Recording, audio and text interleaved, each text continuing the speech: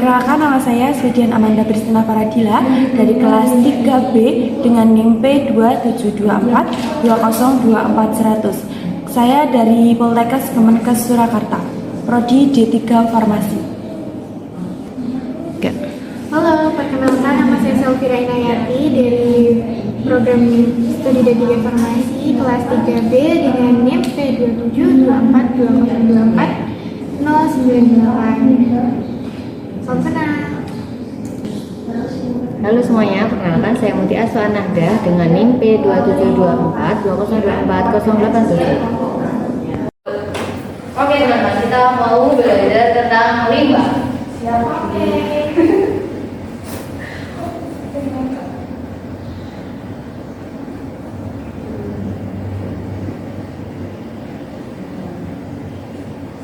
Limbah itu adalah sisa atau buangan.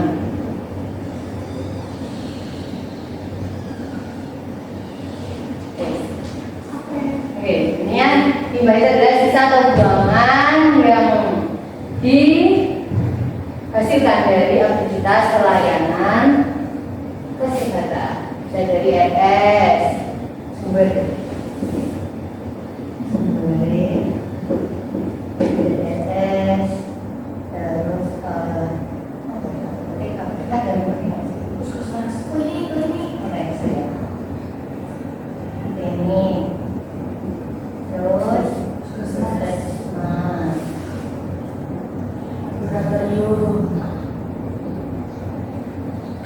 dan lain-lain.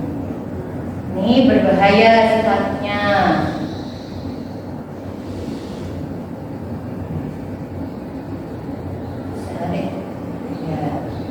Bisa menimbulkan masalah kesehatan.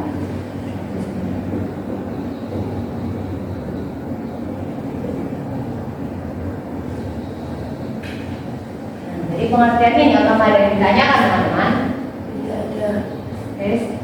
Sudah, kita skip aja ya. Untuk jenis-jenis limbah.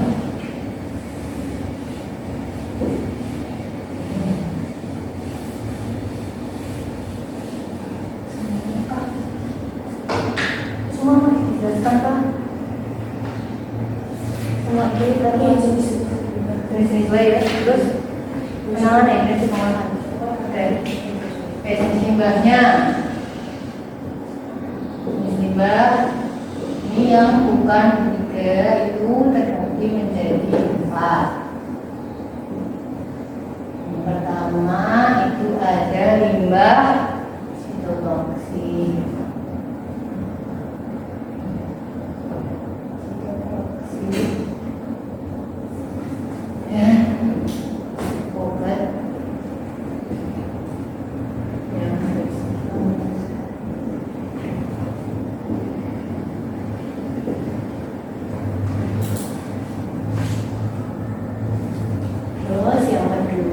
Itu ada beragam.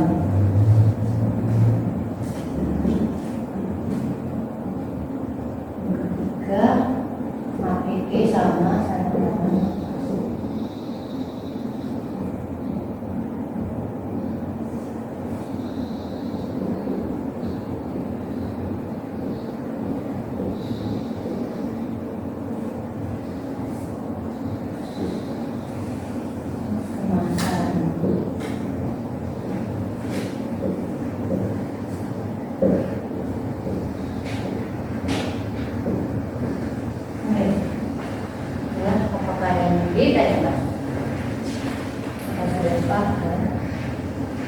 Itu tempat sampahnya cuma yang warna coklat aja ya? Ya, karena kemasan sekunder kan pakai sampah. Ini kan nanti buat pakai kemasan warna ungu. Nah ini, yang ini.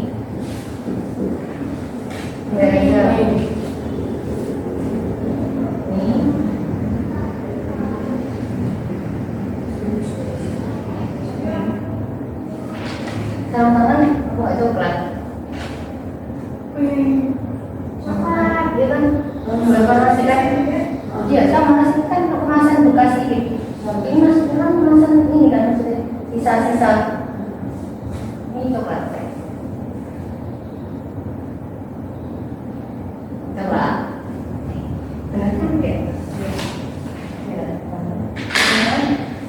menikah nek misal orang terkena ikut kita menikah apa itu? Itu kan jadinya limbah, otomatis kan kena. Iya sih. Jadi ini Satu kali ini masuk ke ya teman-teman. Kita lah. Ini tidak ada limbah berwarna merah bukan di sini.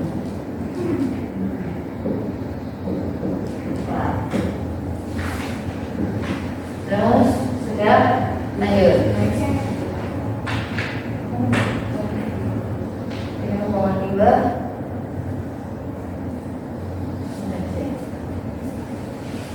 Haus.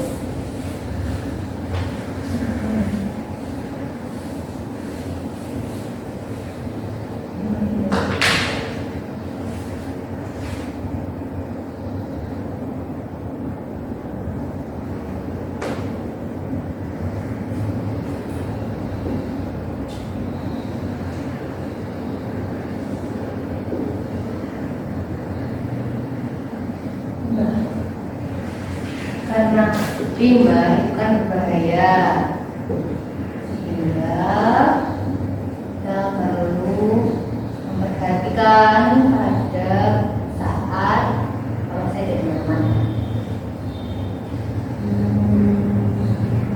Apa yang harus?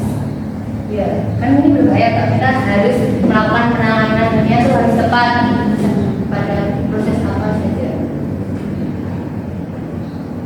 mulai dari tahap pewarnaan.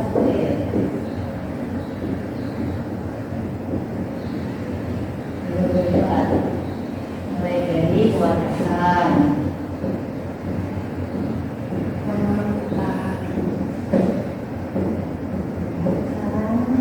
Penyimpanan sementara.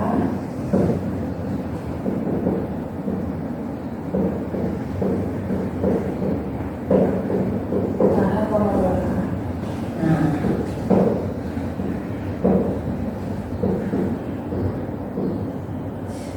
terus pelajaran yang kita bahas Jenis limbah. jenis limbah beda, contohnya apa? Limbah medis. Limbah beda. Kenapa bisa dikatakan limbah beda?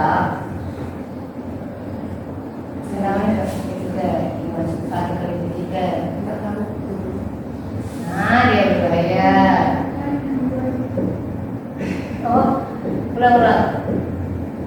Dapat menyebabkan gangguan lingkungan kesehatan atau resiko pencemaran terhadap lingkungan hidup. Bisa mencemari. Terus zat racun. Bisa. Oke. Jadi itu bahaya racun terlalu. Saya berulang-ulang. Terus, oh iya, ikutin musibahnya ada apa aja? Limbah medis. Medis. Baterai bekas. Semua ya.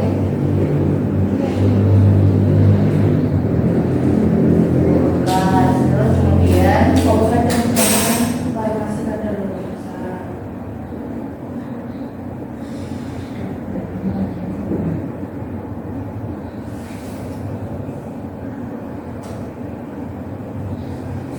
Oli bekas. Saringan oli bekas.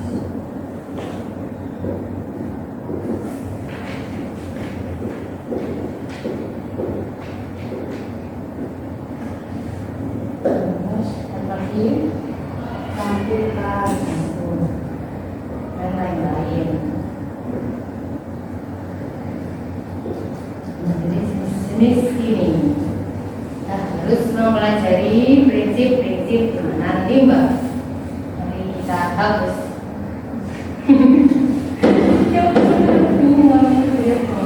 Maksudnya ini elemen ekonomi.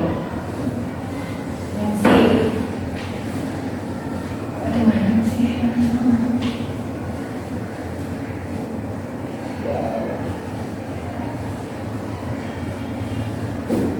Jadi bisa kita tulisannya.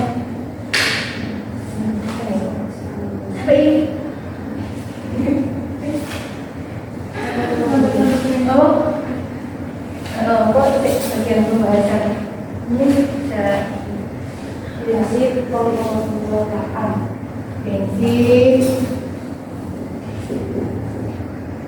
pengelolaan.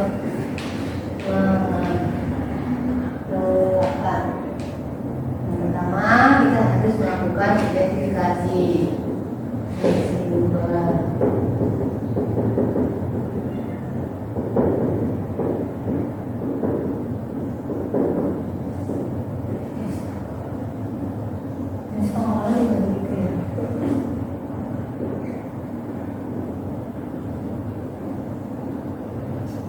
Apa aja yang perlu kita identifikasi dari teman-teman? Identifikasinya meliputi apa saja teman? Identifikasi dilakukan oleh enggak, yang diidentifikasi apa aja? Nah, jumlah, terus sumber, volume yang dihasilkan,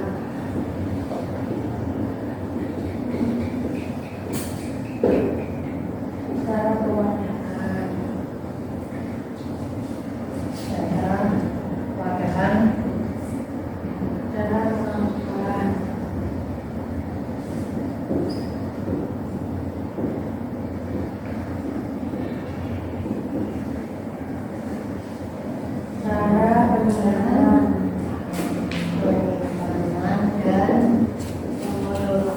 dan pengolahan.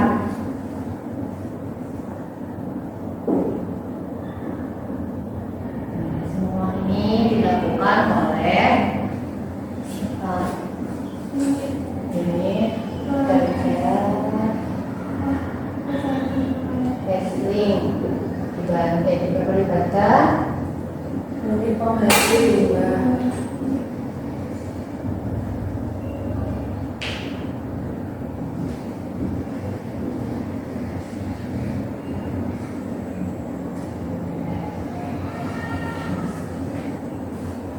Setelah melakukan semua ini, kita harus melakukan dokumentasi.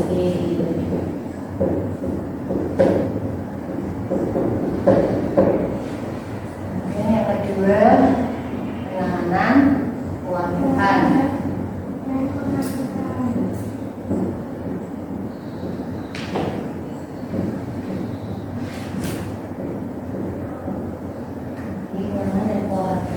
Kita harus dilengkapi dengan SPO. SPO disosialisasikan kepada kepala dan staf unit.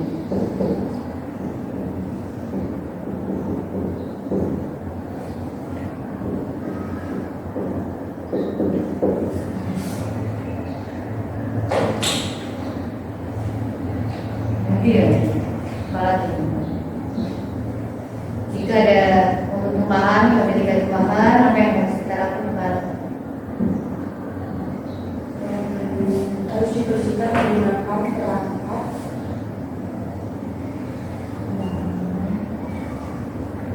Harus dibersihkan.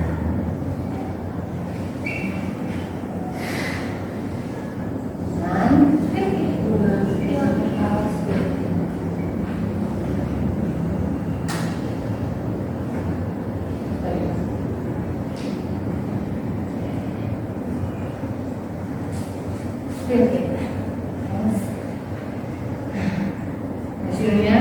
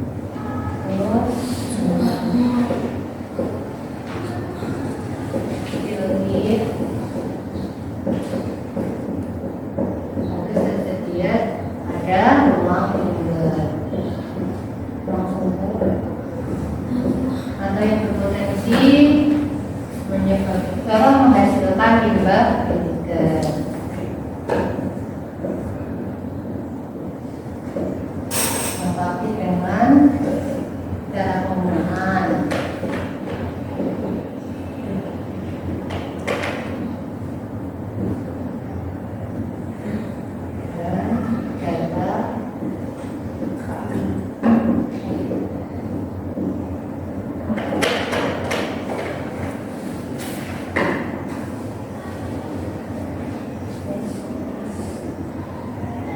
Ada wadah itu tempatkan pada wadah yang seperti apa? Kuat, antara, Ya, itu harus kuat. Antara berapa air,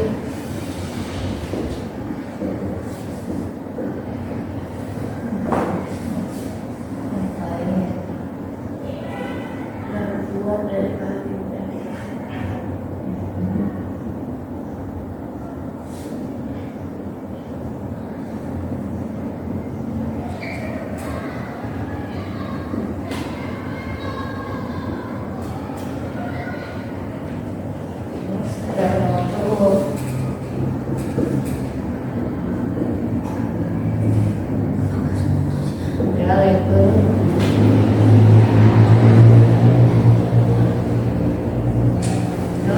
Diletakkan pada tempat yang baru dan sangat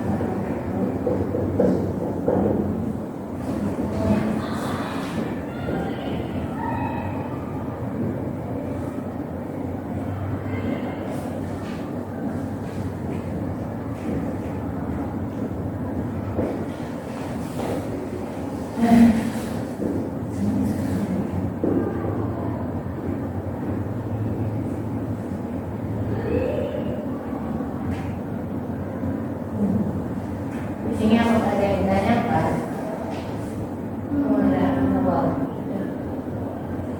Jadi bingung nggak maksudnya dari mana yang kemarin? Ada ini. Oke, lanjut. Nanti poin ke wadah. Lanjut.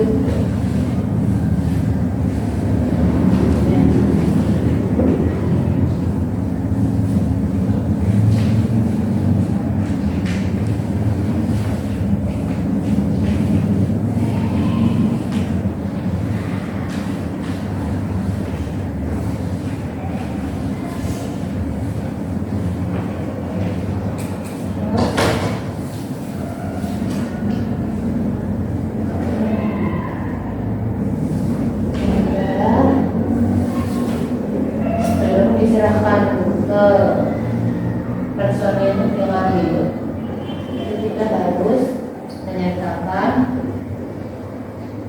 apa ini? Ya,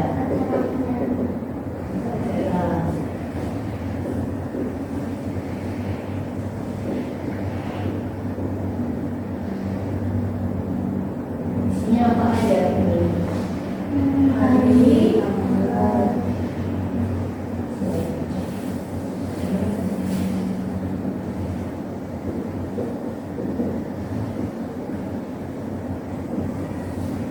Terus asal dulu, asal, pola sumbernya sehingga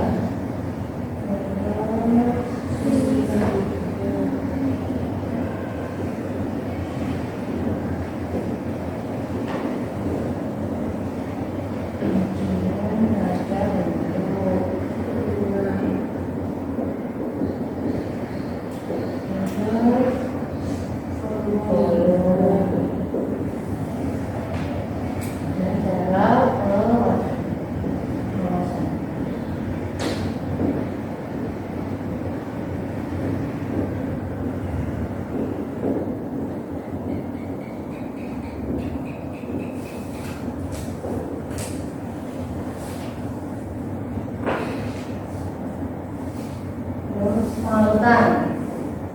bila dari lama, Pengalutan itu pakainya ada kereta angkut, kereta angkut khusus mana katanya? kedua setiap air,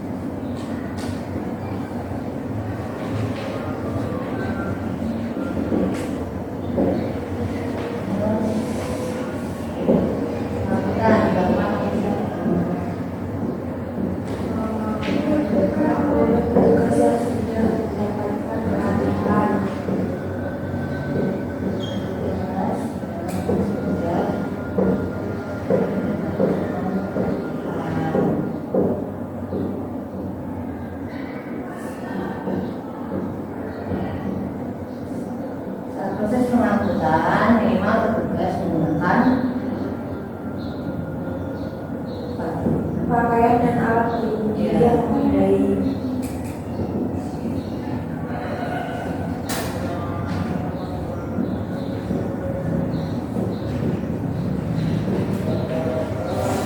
Oke. Ada yang tanyakan dulu ke proses pengolahan dan pengurangan. Ya, pengurangan. Ini yang tanya siapa yang bukan ya?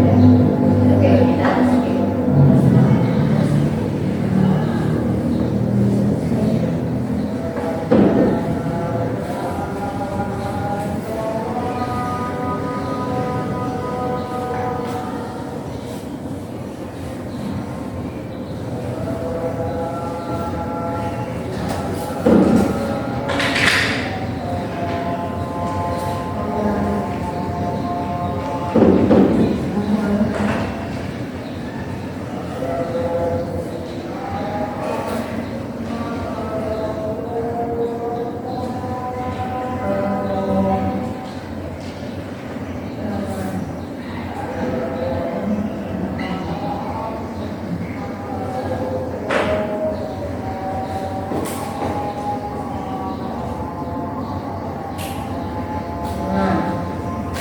Ini sama seperti penanganan keluargaan dan pengangkutan dia sebelum apa lagi dengan tes PO. Terus secara pengolahan ya pengembangan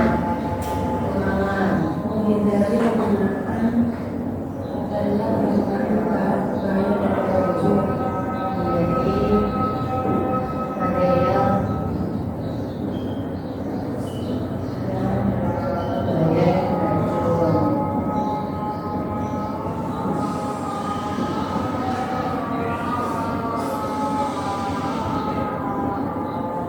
Jadi yang terkait beli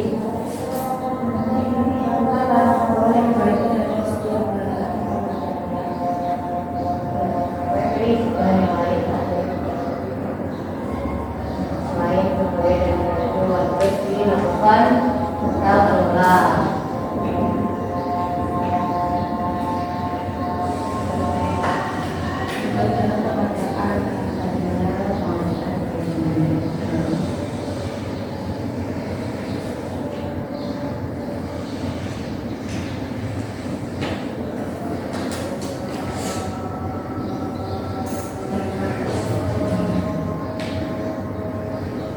Supaya tidak pada besar dan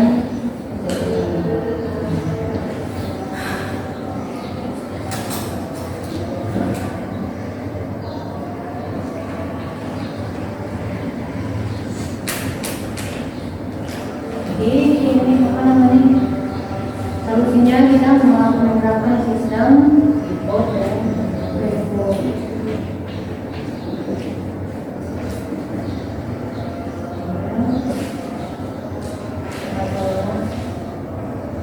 Supaya kita menghindari bahan-bahan yang mencemari sama mengganggu kesehatan.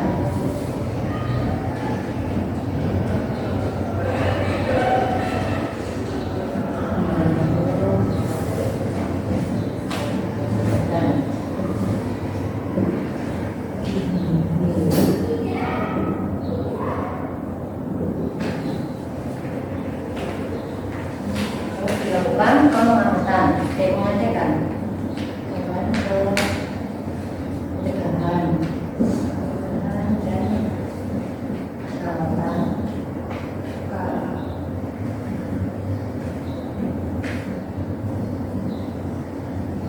Pembahasan.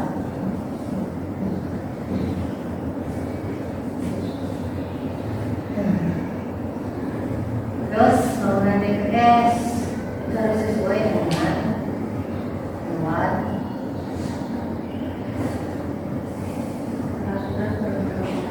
perpu ya, perpu.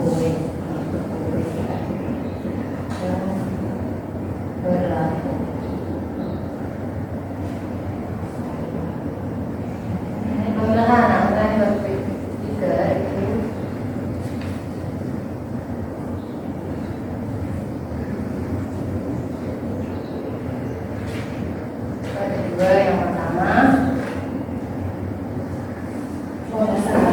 dipisahkan sesuai jenis dan sesuai jenis dan kelompok. Kemudian dibagi sesuai kelompok.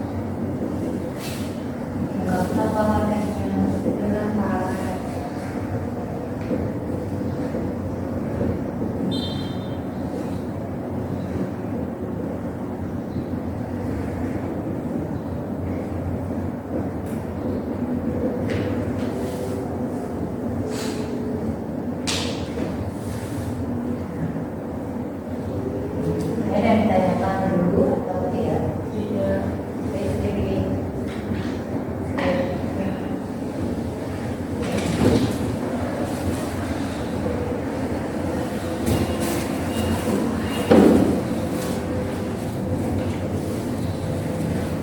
Pengulangan kita ada cara penyimpanan sementara. Cara penyimpanan sementara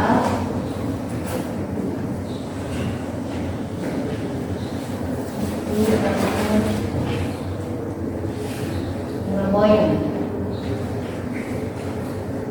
Yang pertama itu harus dilengkapi dengan apa? SPO.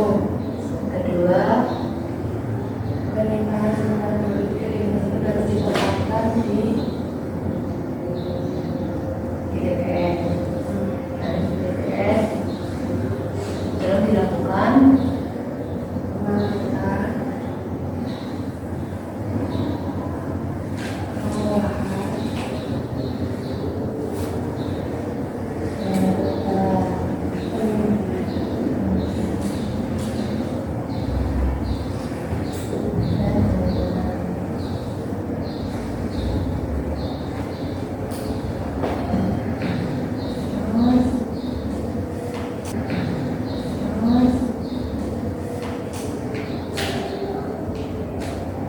harus menggunakan wadah yang wadahnya harus sesuai dengan besar dan bahan sesuai dengan kelompok.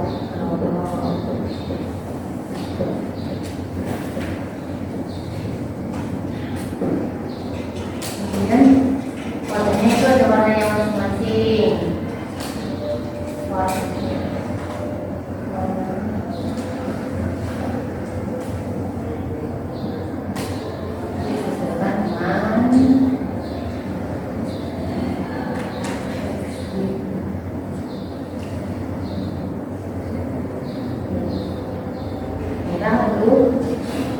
radioaktif. Kalau negara diaktif akan negara diaktif Tahu yang ini bersifat nanti hasil ya dari hasil ya. Terus kuning dan lain medis dan patologis.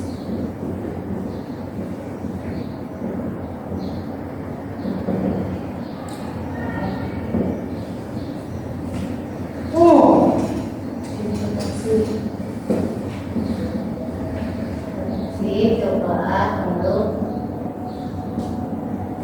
bahas dengan kimia dan bahasa.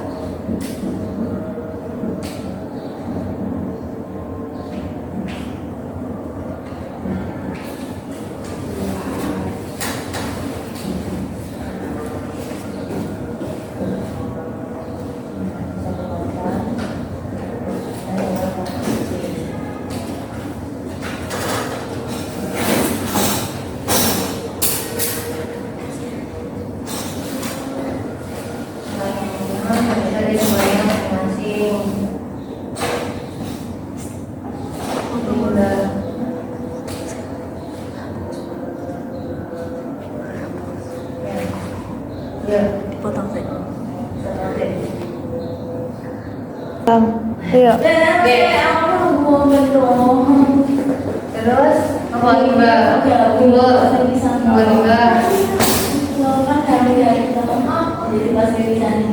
Ini namanya.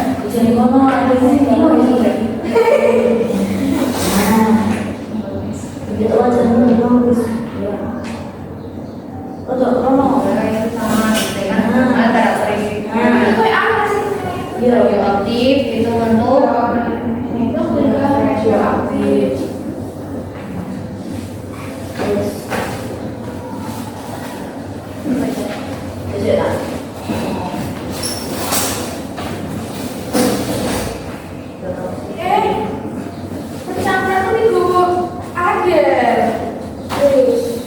Sitotoksik, kemudian ada radius.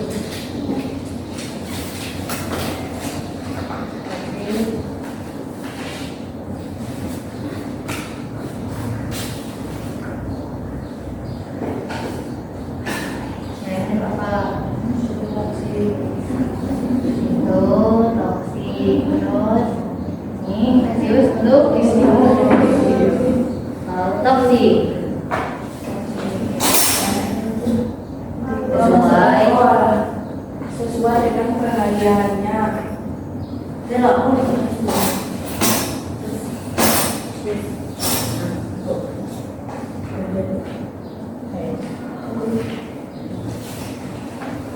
Apakah ada pertanyaan? Ada. Tanya.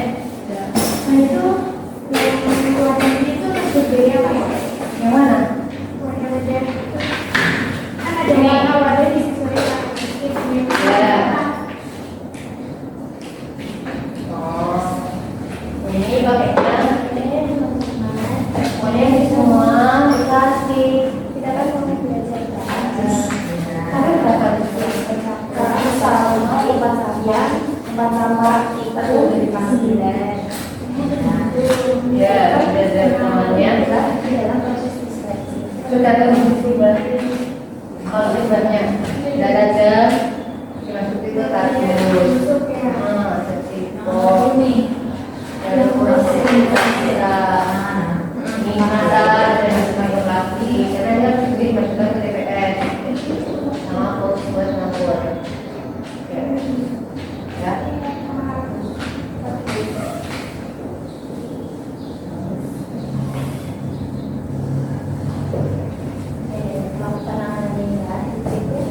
Yang pertama itu kan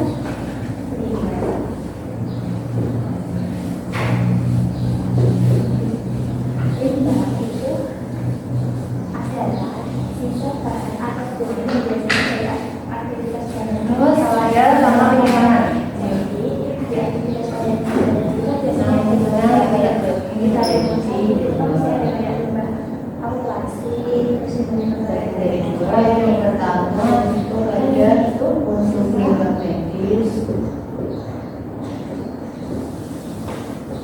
Yang kedua itu untuk limbah campuran itu ya kayak tadi untuk limbah medis itu terus limbah ini dia ada bisa berupa infeksius, kemudian patologi dan derajat. sama saya kira dari limbah ini dari ada gas Kedua, kalau disebut ada suhu kurang dari infeksius itu dia paling lama bisa disimpan selama 19 hari. Tapi kalau dia disimpan dalam 3 sampai 8 derajat Celcius itu dia bisa bertahan sampai 10 hari. Untuk limbah medis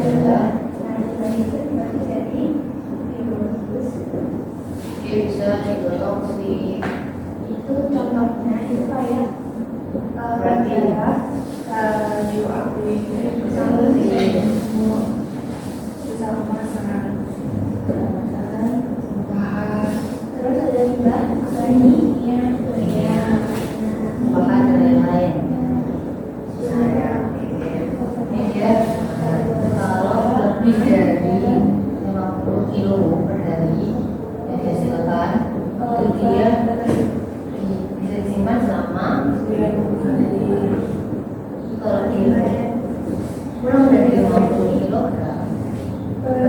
jalan dari depan sampai langsung apakah ada pertanyaan di sini?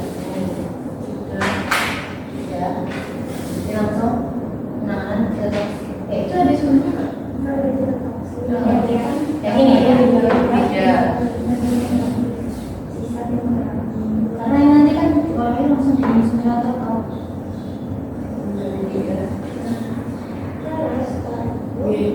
Tapi sebenarnya tetap dibuang.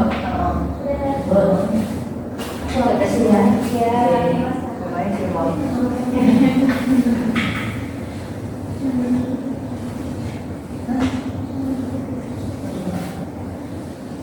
Sekarang penanganan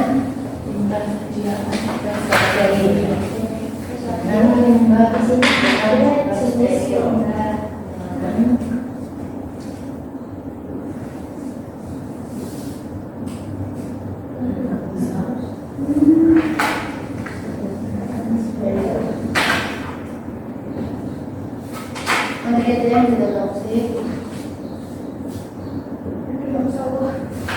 Ini yang bersifat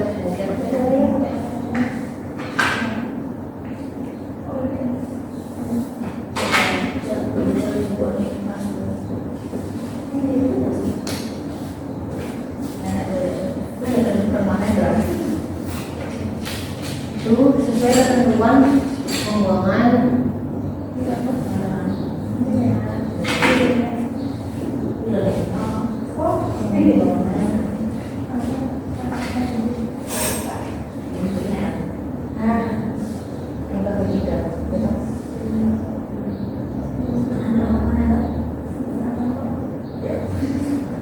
ini yang pertama sudah poin-poin seolah itu sama alat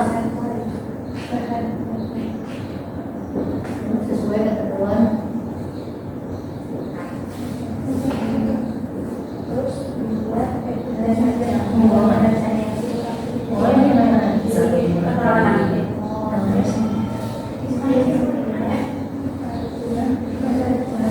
iya yang mana Pembuangan sisa organ atau alat Iya. prosedur pembuangan organ.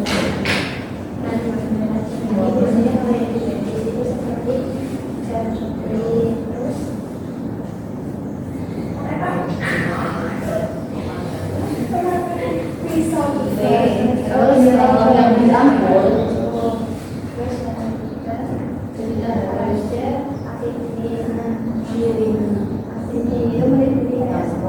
itu dipindah ke sini.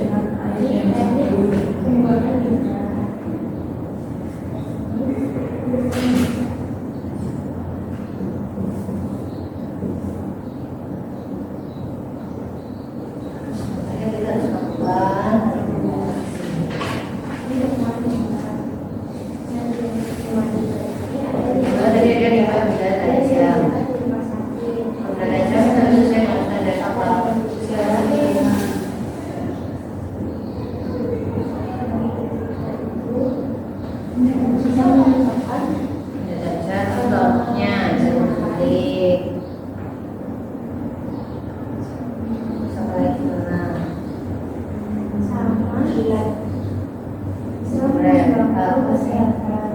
Lain itu silat kater kanan ya kater terus tahan Terus dia juga bisa dalam arti itu tadi dan yang lain. Kemudian yang ketiga itu bersini sama dengan kawan juga. itu ada apa aja? Ada itu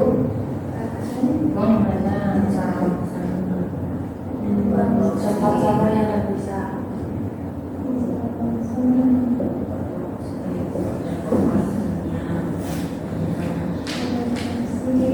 Terus terakhir bagus terus ya kemasan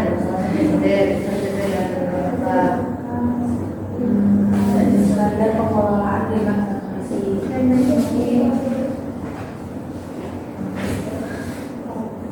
nah terus teman-teman di ini kan belum ya. Nah, ini dilakukan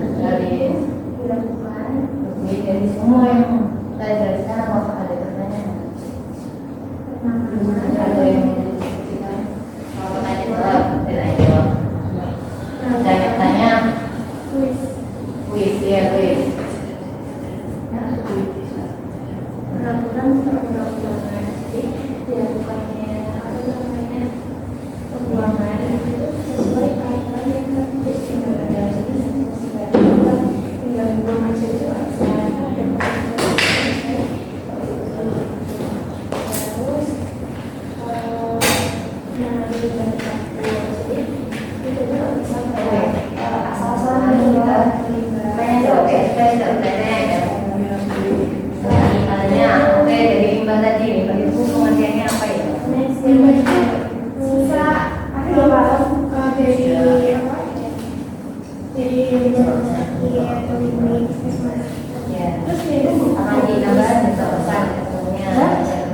Untuk limbah sendiri itu adalah sisa atau buangan yang dihasilkan dari pelayanan kesehatan, contohnya tadi yang disebutkan Mira, dari puskesmas, klinik, rumah sakit, terus ada laboratorium dan fasilitas kesehatan lainnya. Kalau dari dokter, ya. Terus limbah itu kan masih ada juga pembuatan limbah. Limbah itu kan meliputi limbah, limbah yang bahannya limbah biologis. Nah, ada limbah biologis itu ada Biologis seperti darah, jaringan bulu, terus bahan kimia berbahaya. Contohnya apa? kebuatan, pada luarsa, bahan kimia, di ruang coba berarti tahapan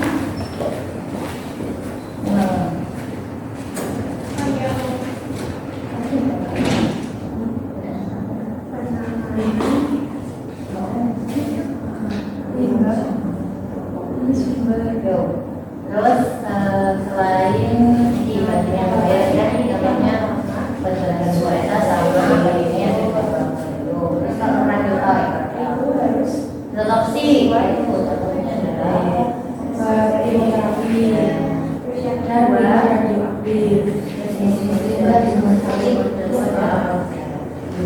Enggak, ketiga biasa, ketiga biasa, ekstra tahu. Terus, SOP ini ibaratnya apa ya kayak terus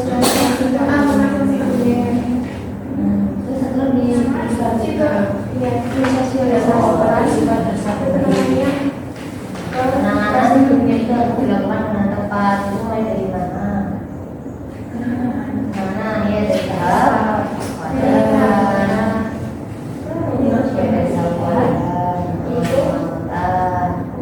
khusus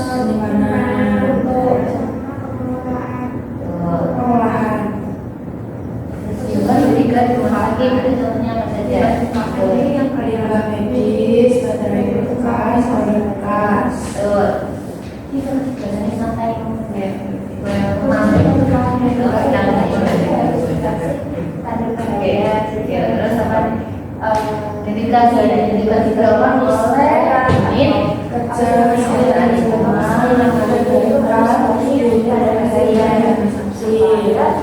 Apa yang menjadi kita sama karakteristik jenis limbah sumber forma yang dihasilkan cara pemakaian cara penyiapan saluran cara penyimpanan cara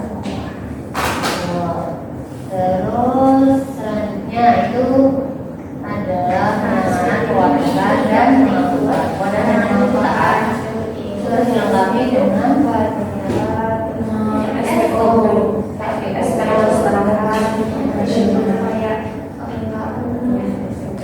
Cairan-cairannya juga. Terus habis itu apa namanya kalau jadi bawah itu kewajibannya apa? di ruangan sumber di bawah TPS Nah, terus bikin, kemudian lakukan catatan dan laporan. Terus kritik sama yang siswa yang berbuat bersih dan sesuai di mana teman? Ayo. yang sesuai di Nah, di ruangan sumber.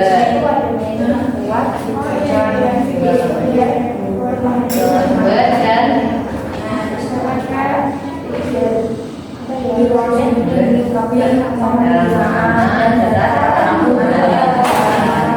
Nah, Mbak itu berarti menggunakan wadah yang satu, ya, bentuknya dua, terus cara terus dari bahan yang digunakan terus lengkapi apa? Dan terus diletakkan pada tempat yang jauh dari sekolah.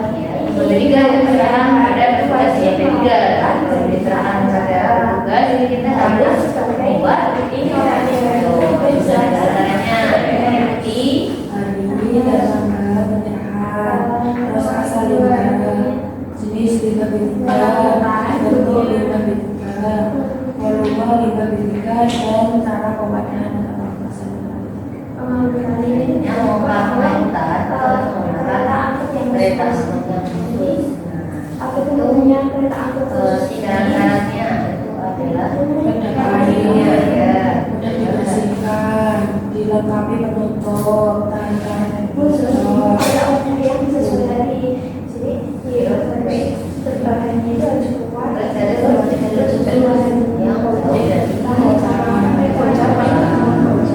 terus ada yang ketika melakukan itu harus melakukan Banyak. Next. terus kita harus menggunakan Itu ada Alat pelindung diri. terus kalau tinggi lahan ya bukan yang mengurangan nanti juga dengan SEO pengolahannya itu dilakukan dengan apa? Depan, pertama Diberi penggunaan material yang mengandung zat berbahaya dan beracun.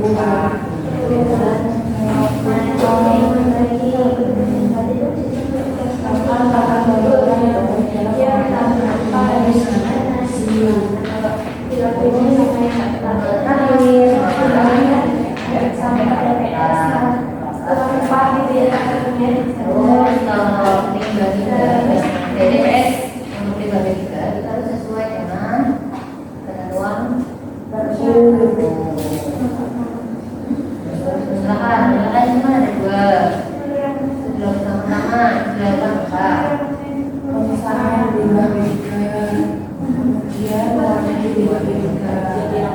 Terus cara penyimpanan sementara itu harus dilengkapi dengan SPO yang kedua, Harus juga tadi limbah B3. yang ketiga Menggunakan warna atau tempat kontainer limbah B3 dan resin dengan sesuai. terus keempat warnanya ada berapa teman? Pertama ya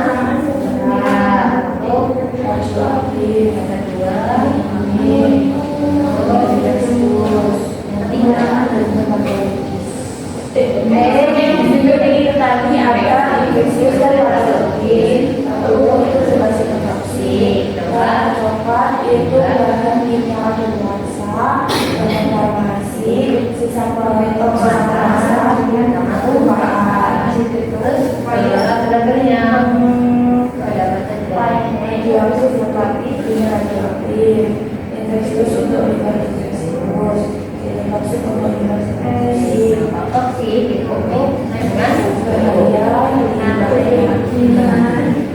selanjutnya namanya penyimpanan ada imigrasi Garuda sama untuk limbah yang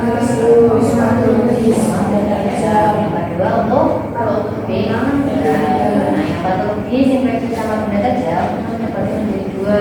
Yang pertama itu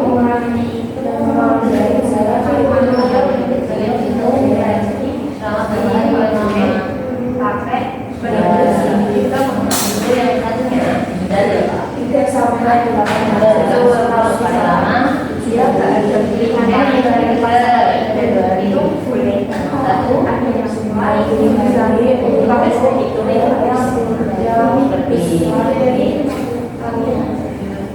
ini dari harus 80 hari itu yang kurang dari 50 tersebut. nah 50 itu dari dihitungan berapa hari itu 4 hari. terus lanjut cara penanganan obat jadi material yang pertama itu ada dokter pro sama obat beberapa yang sesuai dengan ketentuan pembuangan kemudian kita protokol yang baik Pembuangan sama dan berbahaya yang berkaitan apa kesehatan dari rambut. Nah itu harus kalau misalkan ada wah ini berwarna personel nanti aplikasi bahan yang APD minimal masa pengelolaan itu ada spray dibakar adalah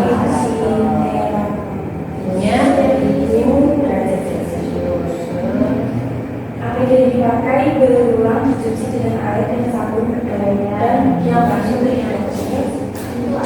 ya terus ini kan sudah ada harus sesuai dengan apa tadi nah kalau masker sama APD buang di batasan yang bisa. terus kalau dibakar mati masa reguler seperti itu buang sesuai dengan ketentuan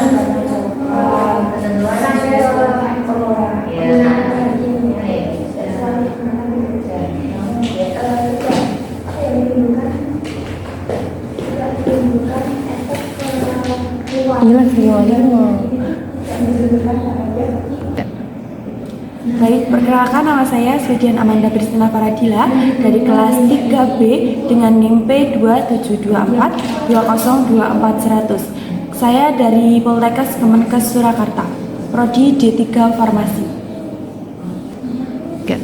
Halo, perkenalkan nama saya Selvira Inayati dari program studi D3 Farmasi kelas 3B dengan NIM P27242024 098. Salam kenal.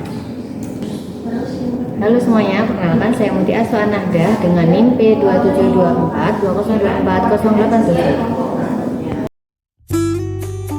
Hai teman-teman, gimana kabarnya? Semoga sehat selalu dan tetap semangat. Di kesempatan kali ini kita akan membahas tentang limbah B3, yaitu bahan berbahaya dan beracun yang dapat menimbulkan dampak serius bagi lingkungan dan kesehatan manusia. Hal ini tentu sangat penting untuk dibahas teman-teman. Kenapa? Karena limbah B3 merupakan salah satu jenis limbah yang paling berbahaya dan memerlukan pengelolaan yang tepat untuk mengurangi dampaknya. Berdasarkan peraturan pemerintah nomor 101 tahun 2014, pengertian limbah B3 sendiri adalah sisa dari suatu usaha atau kegiatan yang mengandung bahan berbahaya dan atau beracun. Nah, karena mengandung bahan berbahaya dan beracun, sehingga dapat menimbulkan dampak yang serius bagi lingkungan dan kesehatan manusia, seperti pencemaran air, tanah, dan udara. Limbah B3 juga dapat menyebabkan penyakit dan kematian bagi manusia, hewan, dan tumbuhan, bahkan juga bagi mikroorganisme sekalipun. Limbah B3 dapat berasal dari berbagai sumber seperti industri kimia dan farmasi, rumah sakit, laboratorium, pertambangan, industri tekstil dan logam, serta yang lainnya. Oleh karena itu, dengan banyaknya penghasil limbah B3, maka memang sangatlah perlu untuk diperhatikan. Perlu perhatian khusus dari kita selaku masyarakat dan warga negara yang baik Dan lebih-lebih lagi bagi pemerintah untuk memperhatikan dan memastikan setiap limbah B3 yang dihasilkan oleh pelaku industri dapat teratasi dan aman bagi lingkungan serta kehidupan. Pada umumnya yang sering kali kita temui, limbah B3 jenisnya ada 4, yaitu limbah cair, limbah padat, limbah gas, dan limbah medis. Oke, yang pertama yaitu limbah cair. Limbah cair B3 sering mengandung pelarut organik, logam berat, asam basa, dan bahan kimia terlarut lainnya. Kemudian, untuk limbah padat B3 biasanya berupa sisa-sisa bahan kimia, logam berat, dan bahan kimia beracun. Untuk limbah gas dapat berasal dari proses pembakaran atau penggunaan bahan bakar fosil dan mengandung bahan berbahaya seperti karbon monoksida, nitrogen oksida, dan sulfur oksida. Dan yang terakhir yaitu limbah medis. Limbah medis B3 dalam industri farmasi dapat berupa jarum suntik bekas, bahan kimia farmasi, dan sampah medis lainnya.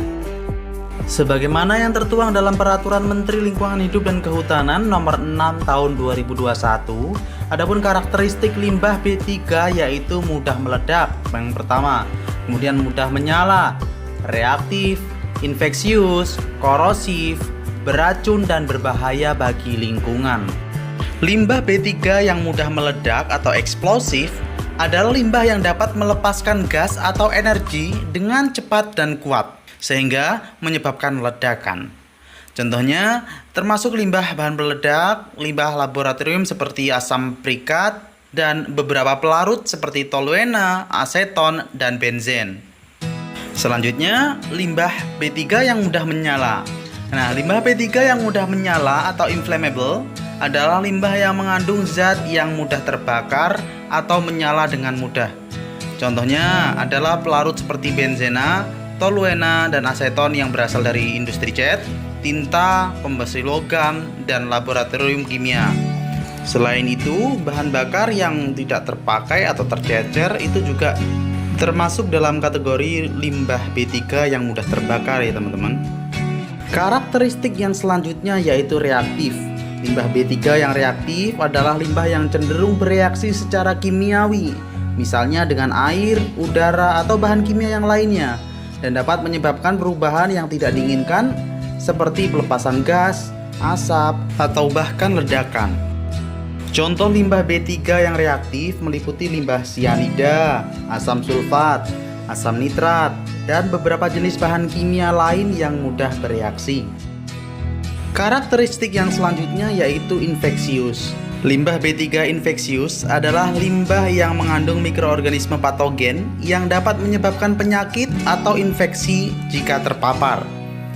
Beberapa contoh limbah B3 infeksius antara lain yaitu limbah medis seperti darah, cairan tubuh, limbah laboratorium, limbah dari kegiatan isolasi, dan limbah dari kegiatan yang menggunakan hewan uji. Karakter yang terakhir yaitu bersifat korosif. Contoh limbah B3 yang bersifat korosif adalah sisa asam sulfat dari industri baja, limbah asam dari baterai dan aki, serta limbah pembersih sodium hidroksida yang digunakan di industri logam. Limbah ini dapat merusak atau menghancurkan bahan lain termasuk logam atau bahan bangunan. Nah, tentu dari karakteristik yang dimiliki oleh limbah B3 ini, maka kemudian kita dituntut untuk saling mengingatkan atau minimal mendisiplinkan diri untuk was-was atau berhati-hati jika kita berada di lingkungan yang memiliki limbah B3 atau kita bersinggungan dengan limbah B3, misalkan dalam pekerjaan kita. Utamakan keselamatan dan pastikan menggunakan APD dengan benar. Adapun tahapan-tahapan pengolahan limbah B3 yaitu sebagai berikut. Yang pertama, kita harus mengidentifikasi dan mengklasifikasi jenis limbah B3-nya itu. Yang paling umum dalam lingkungan rumah, maka kita sudah seharusnya untuk memilah sampah berdasarkan jenisnya, yaitu organik, non-organik, dan B3 itu sendiri. Sehingga hal ini akan memudahkan dalam proses pengelolaan dan pengolahan di tahap selanjutnya. Selanjutnya yaitu tahap pengemasan dan pelabelan. Tujuannya adalah untuk memastikan penanganan dan pembuangan limbah yang aman bagi kesehatan manusia dan lingkungan. Pelabelan sendiri tujuannya untuk memberikan informasi tentang jenis dan bahaya limbah. Sedangkan pengemasan bertujuan untuk mencegah limbah bocor dan kontak dengan lingkungan. Selanjutnya limbah akan ditempatkan pada penyimpanan sementara sebelum kemudian didistribusikan kepada pengelola. Dan biasanya untuk transporter dan pengelola ini, suatu perusahaan akan menggunakan pihak ketiga atau jasa dari pihak ketiga yang telah memiliki izin atau memiliki sertifikat sebagai transporter atau pengelola atau bahkan pemanfaat limbah B3. Dan tahapan yang terakhir yaitu pemantauan dan pelaporan dalam pengelolaan limbah B3. Ini gunanya untuk memastikan pengelolaan limbah B3 itu dilakukan secara efektif, aman, dan sesuai dengan regulasi yang berlaku, serta mencegah pencemaran lingkungan pastinya. Nah, pemantauan dan pelaporan ini membantu mengidentifikasi, mengontrol, dan mengurangi resiko yang terkait dengan limbah B3, serta memastikan bahwa limbah tersebut diolah atau dibuang dengan cara yang aman. Sebagai contoh studi kasus misalnya yaitu pengolahan limbah B3 di PT Gamabunta. PT Gamabunta ini bertindak sebagai penghasil limbah B3 berupa fly ash, kemudian bekerja sama dengan PT Katsuyu sebagai pengangkut fly ash tersebut yang kemudian didistribusikan ke PT Manda sebagai pemanfaatnya, yaitu untuk dijadikan sebagai bahan baku pada pembuatan semen. Nah, dalam hal ini tentu semua pihak telah memiliki perizinan yang telah ditetapkan secara sah dan legal. Peraturan terkait tentang pengelolaan limbah B3 ini diatur dalam Undang-Undang Nomor 32 Tahun 2009 yaitu tentang perlindungan dan pengelolaan lingkungan hidup, dan juga Peraturan Pemerintah Nomor 101 Tahun 2014 tentang pengelolaan limbah B3. Adapun metode pengolahan limbah B3 yang paling umum dijumpai yaitu yang pertama secara fisik, itu dengan filtrasi dan sedimentasi, kemudian secara kimia yaitu dengan netralisasi dan oksidasi reduksi, kemudian yang ketiga yaitu secara biologis dengan biodegradasi, dan selanjutnya dengan secara termal dengan insinerasi, dan yang terakhir yaitu dengan stabilisasi atau solidifikasi dengan mengubah ke bentuk padat stabil. Dan baiklah, pada akhirnya kita masuk ke kesimpulan dalam pembahasan tentang pengolahan limbah B3 ini. Pengolahan limbah B3 sangat penting untuk menjaga kesehatan dan lingkungan, dan untuk hal ini perlu pemahaman regulasi dan pengawasan yang sangat ketat. Baik, demikianlah teman-teman pembahasan kita tentang pengolahan limbah B3. Kali ini saya akan belajar tentang buku pedoman pengelolaan obat rusak dan kadaluarsa di fasilitas pelayanan kesehatan dan rumah tangga. Buku ini dari Kementerian Kesehatan Republik Indonesia. Untuk teman-teman yang ingin memiliki file buku ini bisa langsung download di link deskripsi. Di buku ini dijelaskan tentang pengelolaan obat rusak kadaluarsa di rumah sakit, di puskesmas, klinik, kemudian di apotek, di toko obat, kemudian di tempat praktik mandiri bidan, kemudian di tempat dokter dan dokter gigi mandiri. Ya, pokoknya sudah lengkap manajemen limbahnya. Definisi dari limbah sendiri adalah sisa suatu usaha dan atau kegiatan. Kemudian untuk B3-nya, bahan berbahaya dan beracun adalah zat, energi, atau komponen lain yang sifat konsentrasi atau jumlah baik secara langsung maupun tidak langsung dapat mencemarkan dan merusak lingkungan hidup atau membahayakan lingkungan hidup, kesehatan, serta kelangsungan hidup manusia dan makhluk hidup lain. Kemudian limbah B3 medis adalah limbah yang berasal dari kegiatan pelayanan kesehatan, dapat berupa limbah sitotoksik, limbah infeksius, limbah patologis, limbah benda tajam, limbah farmasi, limbah radioaktif, limbah kontainer, limbah dengan kandungan logam berat atau tinggi. Untuk pewadahan limbah ini ya, pengelola limbah harus menyediakan wadah dilapisi dengan kantong plastik dengan warna berbeda disesuaikan dengan jenis limbah B3 medis sehingga mudah untuk pengangkutan limbah B3 dan diberi simbol biohazard. Logonya seperti ini ya, logo simbol biohazard. Ini kalau plastik kuning ini sudah biasa kita temukan ya, plastik kuning dengan logo biohazard. Ya, simbolnya itu ada tanda-tandanya. Kita pelajari dulu, kita perbesar dulu. Spesifikasi warna dan simbol kantong atau wadah limbah B3 medis ya.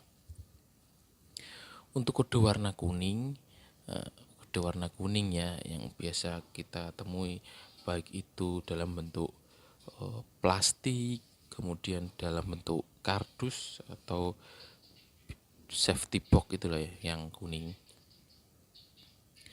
Itu jenis limbah yang dimasukkan atau ditaruh dalam wadah tersebut ada limbah benda tajam ya, seperti jarum ya, siring atau sepet, kemudian pisau yang dapat menusuk atau menimbulkan luka baik yang telah digunakan atau belum. Kemudian bisa juga digunakan untuk jenis limbah infeksius. Untuk kemasan atau wadahnya ini kontainer plastik kuat dan anti bocor atau karton kuat dan tebal ya, biasanya safety box itu. Untuk yang limbah infeksius ini kontainer plastik kuat dan anti bocor sama. Kemudian limbah farmasi seperti obat rusak dan kadaluarsa itu kode warnanya coklat ya, wadahnya coklat, tidak kuning. Logonya itu juga sama, biohazard. Kemasan atau wadahnya itu juga sama, kantong plastik atau kontainer. Kemudian untuk kode warna ungu adalah limbah sitotoksik. Limbah sitotoksik ini beda sendiri. Logonya atau simbolnya itu ada tulisan sitotoksik, warnanya ungu. Kalau di plastik yang coklat maupun kuning itu ada logonya sama ya, biohazard.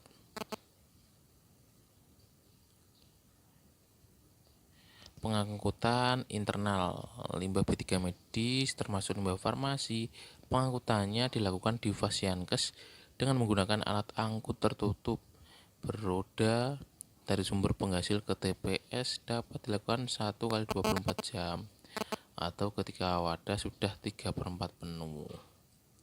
Ya, ini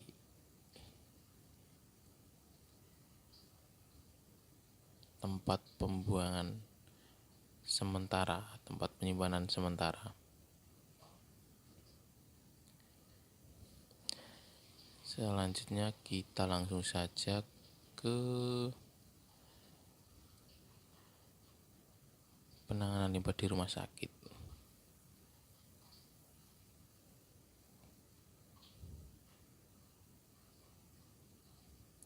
Ini dia manajemen limbah di rumah sakit.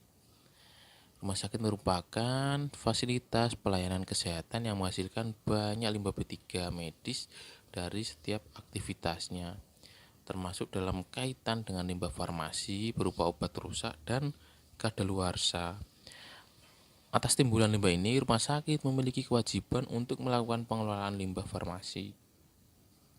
Pengelolaan limbah farmasi dapat dilakukan secara mandiri maupun dengan bekerja sama dengan pihak ketiga berizin. Jadi kalau skalanya rumah sakit itu ya harus punya insinerator sendiri ya. Insinerator itu pembakaran pada suhu 1000 derajat Celcius. Kalau puskesmas itu biasanya masih bekerja sama dengan pihak ketiga.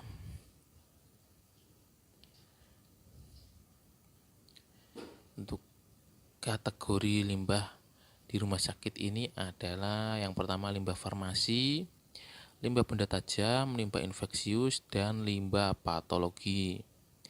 Kemudian sediaan obat padat, contohnya ini tablet, kapsul, supo ini.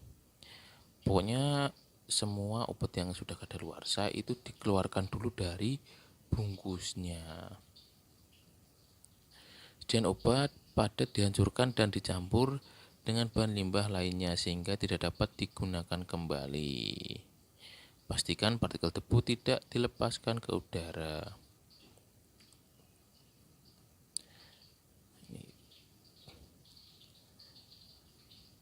TPS dan limbah B3 di rumah sakit.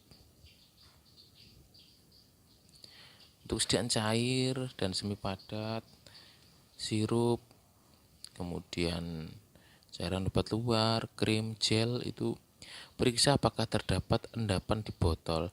Jika ada endapan atau obat mengental, tambahkan air kocok dahulu untuk melarutkan. Tuang cairan dan sediaan semi padat ke dalam wadah sehingga bercampur dengan limbah lainnya agar tidak dapat digunakan kembali. Limbah cair kemudian dapat dibuang menuju ipal. Ya, kembali lagi kalau di rumah sakit ini sudah kelasnya sudah tinggi ya, sudah punya ipal sendiri. Ipal ini adalah instalasi pengelolaan air limbah. Sediaan cair yang mengandung antibiotik harus dilarutkan dalam selama beberapa minggu, baru kemudian dibuang menuju ipal. Untuk menghilangkan penyalahgunaan bekas, wadah botol berupa botol plastik, botol kaca, tup, itu dibuang dengan cara menghilangkan semua label. Labelnya itu juga dicopoti atau dengan cara merusak wadahnya agar tidak bisa digunakan kembali. Obat cair atau padat dalam ampul atau vial. Untuk ampul ini atau vial ini dibuka dan isinya dimasukkan dalam wadah. Ampul dan vial harus dibuang di wadah limbah B3 medis. Obat cair atau padat dalam ampul atau vial mengandung antibiotik harus dilarutkan dalam air terlebih dahulu selama beberapa minggu, baru kemudian dibuang menuju ipal. Penanganannya harus menggunakan APD berupa masker, sarung tangan sebagai tindakan keamanan dan mengurangi risiko cedera dari benda tajam. Ampul tidak boleh dibakar atau diinsinerasi karena akan meledak. Obat berupa inhaler, inhaler atau aerosol. Obat dengan formulasi berbentuk inhaler atau aerosol harus dikeluarkan atau disemprotkan perlahan ke dalam air untuk mencegah tetesan obat memasuki udara. Cairan atau padatan inhaler yang dihasilkan disimpan dalam wadah yang sesuai. Pastikan wadah inhaler atau aerosol sudah kosong. Kemasan inhaler maupun aerosol jangan dilubangi atau digebengkan atau dibakar karena mudah meledak. Selanjutnya yang keenam adalah limbah sitotoksik atau obat anti kanker. Obat sitotoksik atau obat anti kanker harus dipisahkan dengan sediaan farmasi lain dan disimpan serta dikumpulkan pada wadah khusus. Wadahnya ya tadi ya, plastiknya itu berwarna ungu. Wadah atau kontainer harus berdinding keras dengan dilengkapi plastik berwarna putih atau coklat di dalamnya. Diberi simbol sitotoksik dengan penandaan dan informasi jelas. Obat anti kanker atau sitotoksik pembuangannya harus dilakukan dengan sangat hati-hati dan pemusnahan harus melalui metode enkapsulasi, inersisation, sterilisasi atau menggunakan insinerator suhu tinggi. Kemudian untuk metode enkapsulasi bisa dilakukan dengan memasukkan limbah sitotoksik ke dalam plastik atau logam 3/4-nya, lalu sisa ruang pada wadah diisi dengan busa plastik atau plastik foam, semen, pasir, atau tanah liat. Obat anti kanker atau sitotoksik tidak boleh dibuang ke ipal, ya tidak boleh campur dengan ipal atau dikubur di tanah secara langsung, kecuali sudah dienkapsulasi. Obat anti kanker atau sitotoksik tidak boleh dihancurkan dengan menggunakan autoklav maupun gelombang mikro. Selanjutnya adalah vaksin rusak atau kadaluarsa. Pisahkan vaksin yang tidak dapat digunakan di dalam unit penyimpanan yang diinginkan. Beri label dengan tanda jangan digunakan karena sudah rusak atau kadaluarsa. Dalam hal ini terjadi peristiwa yang diduga merugikan laporan jenis paparan durasinya. Simpan vaksin di unit penyimpanan dingin sampai instruksi lebih lanjut dari Dinas Kesehatan. Laporkan vaksin yang sudah kadaluarsa ke Dinas Kesehatan Kabupaten atau Kota. Obat rusak kadaluarsa dalam benda tajam, misal prefilled insulin, ya insulin pen. Limbah benda tajam dikumpulkan, baik yang telah terkontaminasi atau tidak. Isi obat dikeluarkan mengikuti kaidah pengelolaan obat bentuk padat, setengah padat maupun cair. Tempatkan pada kontainer yang tidak tembus untuk limbah benda tajam. Misalnya ini jarum ya. Kalau pakai plastik kan mesti tembus jarumnya. Sedangkan untuk limbah lain ditempatkan dalam kantong plastik berwarna coklat atau putih. Kemudian beri label peringatan bagian luar kantong. Gas medis dalam wadah bertekanan. Gas medis dalam tabung ya, tabung gas yang 1 liter, 3 liter sampai 10 liter ya. Yang telah kadaluarsa dikumpulkan, diberi label jangan digunakan, lalu disimpan pada tempat khusus. Beberapa gas medis tidak memiliki tanggal kadaluarsa, namun tabung penyimpanannya memiliki masa pakai. Seluruh tabung harus dikembalikan ke produsen. Itu adalah manajemen limbah farmasi di rumah sakit. Kita lanjut ke manajemen limbah farmasi di puskesmas dan klinik.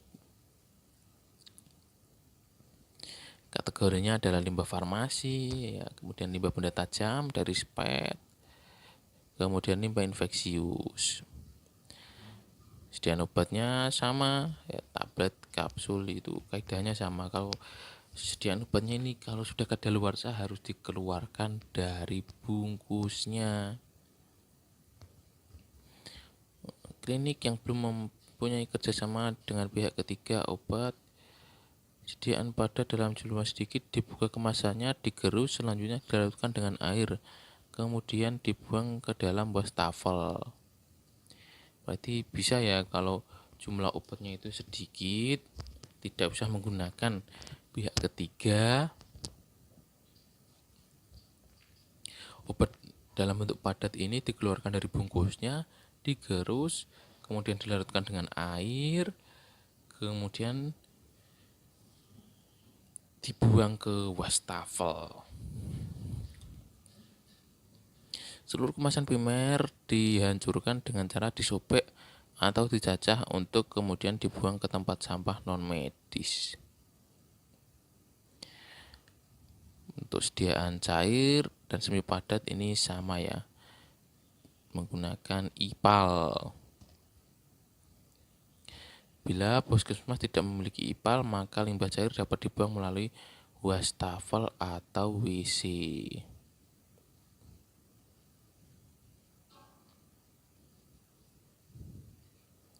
Ini vial sama, aerosol juga sama.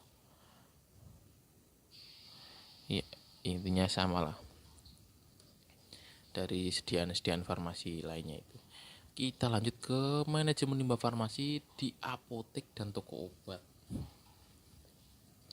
Apotek dan toko obat dapat menjadi sumber timbulan obat rusak dan kadaluarsa sebagai limbah farmasi.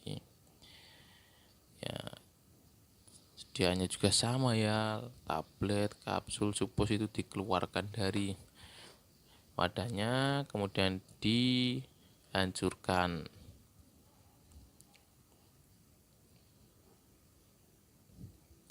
Untuk sediaan obat padat antibiotik, penghancuran harus ditambahkan cairan asam dan basa dihancurkan menggunakan metode enkapsulasi.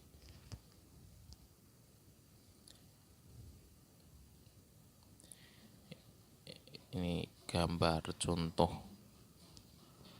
penyimpanan obat kadaluarsa, obat cair atau padat dalam ampul vial. Ya, ini sama, obatnya harus dikeluarkan dulu, kemudian label dari vial ampulnya itu diambil ya, kalau ada labelnya itu. Obat berupa inhaler dan aerosol juga sama, dikeluarkan isinya, kemudian obat rusak dalam dan kadaluarsa dalam benda tajam, misalnya sepet ini ya. Iya, intinya sama ya kalau pengelolaan limbah obat itu. Selanjutnya adalah manajemen limbah farmasi di tempat praktik mandiri bidan ya. Bidan yang praktek mandiri itu bisa membawa obat. Kebidanan adalah segala sesuatu yang berhubungan dengan bidan dalam memberikan pelayanan kebidanan kepada perempuan selama masa sebelum hamil, masa kehamilan, persalinan, pasca persalinan, masa nifas, bayi baru lahir, balita. Nah, bagaimana sih cara pengelolaan limbah di bidan praktek mandiri? Kategori limbahnya adalah limbah infeksius, limbah benda tajam, limbah farmasi. Ya, ini sama dengan di apotek ya. Sama juga di puskesmas. Limbah cair segera dibuang ke tempat pembuangan pojok limbah cair atau sebulhook. Untuk sediaan obat padat, tablet, kaplet, kapsul ya, prinsipnya itu juga sama, dikeluarkan dari kemasan primer. Kalau jumlahnya sedikit, dibuka dari kemasannya, digerus, selanjutnya dilarutkan dengan air, kemudian dibuang ke dalam wastafel. Untuk sediaan cair sirup, ini juga prinsipnya sama. Kalau jumlahnya itu sedikit, tambahkan air untuk yang sudah kental sirupnya, kemudian diocok-ocok, kemudian dibuang ke wastafel atau WC. Untuk obat cair padat dalam ampul atau vial dibuka dan isinya dimasukkan ke dalam wadah.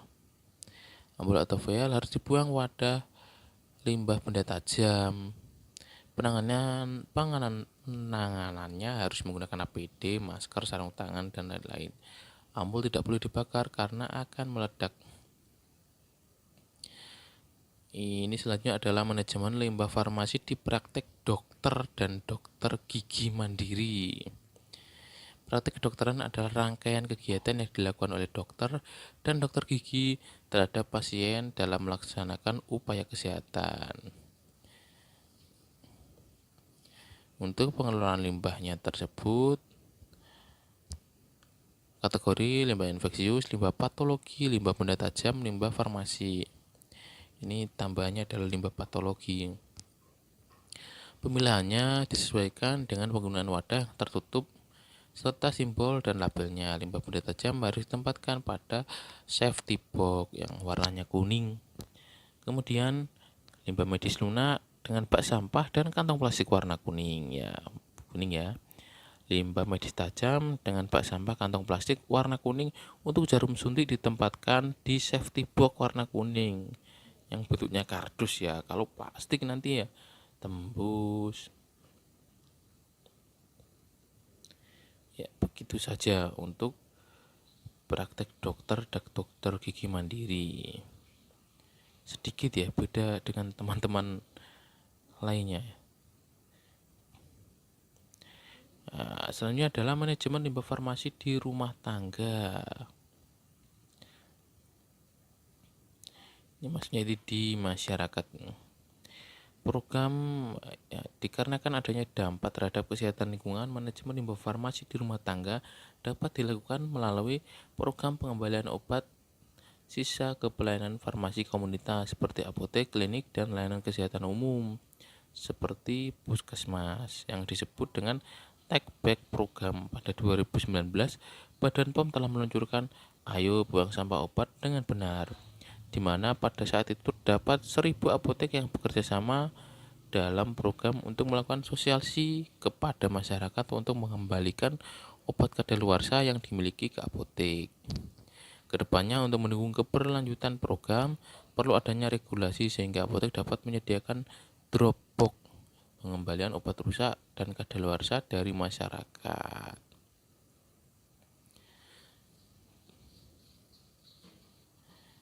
Iya, begitulah.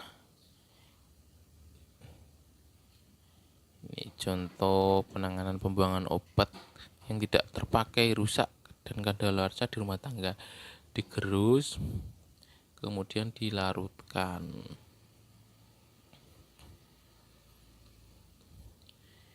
Peran pemerintah pada pengelolaan limbah farmasi di fasilitas pelayanan kesehatan dan rumah tangga. Kita lanjut saja. Sudah sampai halaman 66. Ini ada 75 halaman, sudah sampai bab.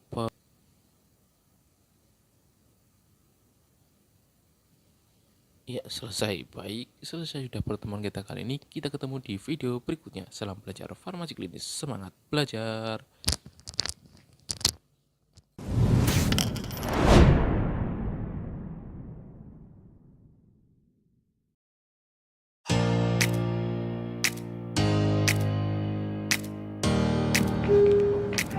Ada yang bisa dibantu? Suster, maaf, infusannya copot. Ditunggu, Bu.